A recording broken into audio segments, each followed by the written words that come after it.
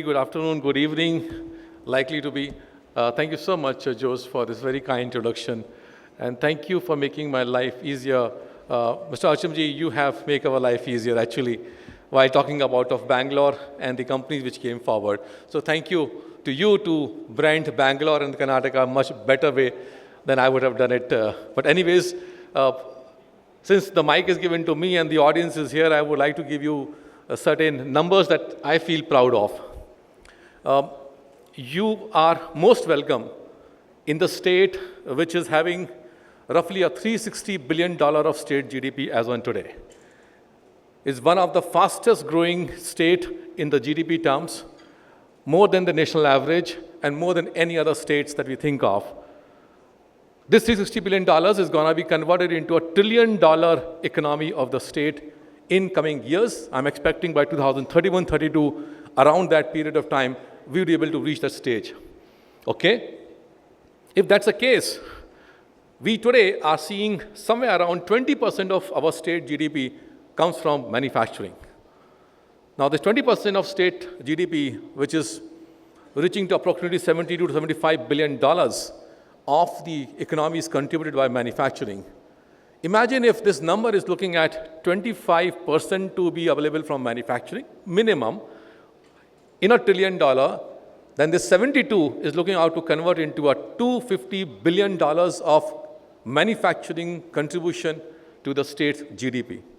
Ladies and gentlemen, some of the other states do not have reached that level of total economy, where we are talking about of only manufacturing reaching to the stage of $250 billion. In this journey, if I also look at the angle of the workforce which is being deployed in the field of manufacturing, as on today, friends, somewhere around this year, last year, 2024, we found that 12% of the workforce is in the manufacturing. I am very proud that from 2021-22 to 2022-24, this has gone from 10% to 12%. Now that means in last 3 to 4 years, I'm seeing a jump of 2% of workforce getting more employed into the manufacturing. Please use this trend and just look at what will happen in 2031-32. At least 15%. And if the 15% workforce is in manufacturing, which is also a tech-based, 40% of the other workforce is deployed on the services side of the tech. Friends, the digital economy is going to comprise of almost 45%, 50% of workforce in the tech industry of the state. Now, that's the number that you should think about of what the state is going for.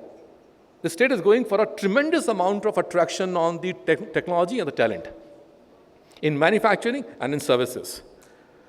What are those sectors on which we find that we want to focus upon when we say from the state of Karnataka? Number one is aerospace and defense. Number second is electronics and semiconductor. The third is EVs and auto components. Number fourth is capital goods and robotics. Number five is MFF-based man-made fiber textiles and etc. And then fifth is largely consumer goods, which goes into your FMCG, which goes into your footwear and toys and etc. These are the sectors on which you want to focus upon. And there are many others, which is like biotech, which is renewable energy, and the medical devices and etc. These 6 sectors or 7 sectors that I'm talking about resonance with the way the global economy is also transforming. And when the global economy is transforming, Karnataka and the Bangalore puts up a larger stake on the table and say, we would like to take a larger share of this attraction of the growth of the industry. Hence, these 6 sectors become very, very important.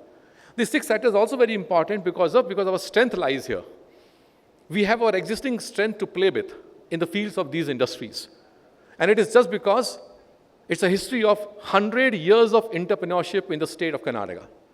I'm talking about of 1925 to 2025 has brought what we see today, a technology and a talent today in the state and in the country. And that's the reason that we are focusing on the tech industries based like these 6 industries, which our strength lies bigger. You pick up any public sector unit at the national level in these fields. They started their operations of R&D and design and manufacturing here in Karnataka and Bangalore. All of these. You'd pick up the global multinational companies in these segments. They have set up their second largest R&D center or upcoming manufacturing segment into these fields. So I have a reason to justify that this is what we are looking to focus upon. Henceforth, if I pick up some of the last just 2 years major investment which has come in the field of manufacturing in the state of Karnataka, let's say electrical vehicles, Volvo, Honda, Mahindra, TVS Motors expanded the image out of manufacturing in the state of Karnataka. Pick up the semiconductors, Lam Research, more than $1 billion investments. Talking about a Foxconn, you all know the story of the Foxconn in Karnataka. One of the largest now Foxconn manufacturing plant all over India is here in Bangalore. Then we have an international battery corporation, Schneider Electric. If I pick up the heavy industries, Baldo Steel. Do you know that Baldo Steel and Powers, which has been set up by the JSW Group, of 1,20,000 crores investment in the state of Karnataka? I don't know how to convert in the $1 billion, something far bigger. And then you have the Epsilon, which is on the renewable energy. We have Tata Advanced System in aerospace. We have Airbus. We have Safran. We have MV Energy with Hitachi's. I can take you examples of so many which has invested in last 2 years and etc. Well, this is good. What next? What next defined upon the one slogan which Karnataka and Bangalore stands for? Anybody can guess what next will depend upon this one slogan, quote unquote? Okay, dash capital of India. Fill the dash. Startup capital of India. The innovations and the center of excellence that we are putting together in these fields is to create our upcoming strength. And that's the way, and these all are located in some of the premier institutions and some very great partnership with the industries. So the startup capital of India demonstrating from Karnataka saying that these 6 industries, the transformation of the technology and the innovation is going to happen from here. Is this a sufficient piece of us or there's something more? We need to ensure that our trump card of talent,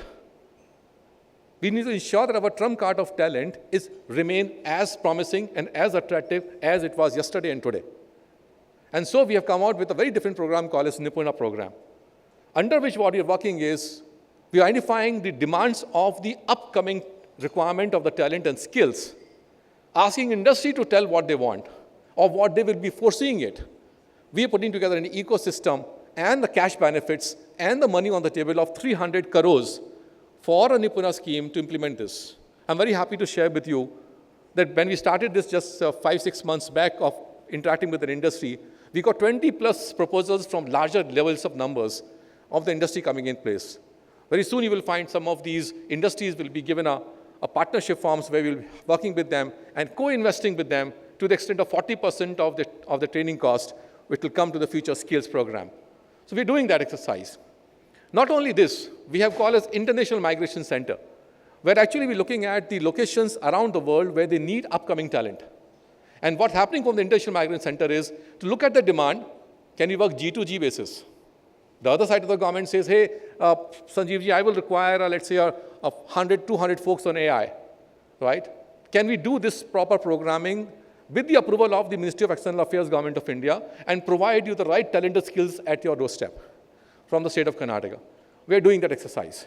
And not only that field, any other field of manufacturing, assembly lines, and various other segments of the technical in nature, which is diplomas and others on IDIs. We are doing that exercise. We are very happy to having a very proud partnership with Germany. Amazingly partnership that we have. One small message to His Excellency, we don't have to wait hours. It just comes back quickly to us. Thank you so much for believing in Karnataka, and thank you for opening the doors for having a strong partnership with us. Thank you so much, ladies and gentlemen, for the state of the country, Germany. When we are coming up with the Bangalore Skills Summit, we are focusing on to create a new wave. You have known about the Bangalore Tech Summit, right? Bangalore Tech Summit, you must have heard. It has been reached to a 28th year of its existence. Jose, you will be reaching to TIA maybe 50 years of existence. Sooner, if I were alive. But at the end of the day, what we see is the Bangalore Tech Summit has become an asset for Asia as a tech summit right now. We are starting with a Bangalore Skills Summit, first time in India, out of Bangalore, where we're positioning India's skill at the world scale level. And hence, we request all of you and our partner countries to please join in that program, which is coming up on 4th, 5th, and 6th of November. Followed by, we have a Bangalore Tech Summit between 18th to 21st of November. You will be completely busy post-Diwali to celebrate the fireworks of technology and talent in the state of Karnataka. We'll bring that up much speedier and much better way. Last few points from my side is that since we are working and we have a growth story here, we have a huge appetite, and we are hungry. We are hunting. We need partners, the partners of you who can help us to connect, who can also work with us to grow the existing organizations here. So our appetite of growth is really big. We are hungry for more partnership and more deeper partnerships. And we need to build a lot of bridges that we can create between Karnataka and Bangalore towards the different locations in the world. And in those bridges, the highway which needs to build up is only by the industry, for the industry. Let industry grow. Let industry develop these bridges. We, as an enabler, positive leader, works in that field to make it happen.